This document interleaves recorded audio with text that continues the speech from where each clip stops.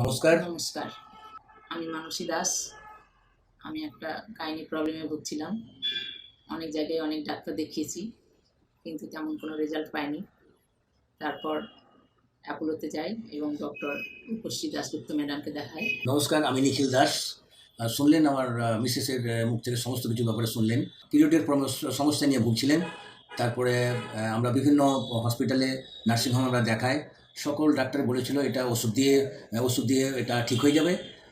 আবার কোনো ডাক্তার বলেছিল যে এটা অপারেশন করতে হবে। শেষ পর্যন্ত আমরা অ্যাপোলো হসপিটালের শরণাপন্ন হই এবং ডক্টর রূপশ্রী দাশগুপ্ত, গাইনোকোলজিস্ট এবং রোবোটিক সার্জারি, তো ওনার সঙ্গে যোগাযোগ করি এবং উনি বলেন যে এটা অপারেশন করতে হবে এবং রোবোটিক সার্জারি বেস্ট। কেন? রোবোটিক সার্জারিতে no bleeding, no complication, no pain এবং মিনিমাম স্টে। তখন আমরা এটাতে এগ্রি হই এবং উনি রোবোটিক সার্জারি করে, হিস্টেরেক্টমি করে এবং সাকসেসফুল অপারেশন হয়।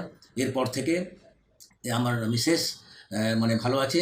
Thank you Apollo hospital, thank you doctor Rupashree Dasgupta এবং ওনার সেক্রেটারি শ্রেয়সী বাসু, এবং thank you all nursing staff এবং billing staff, all staff of Apollo. Thank you. নমস্কার।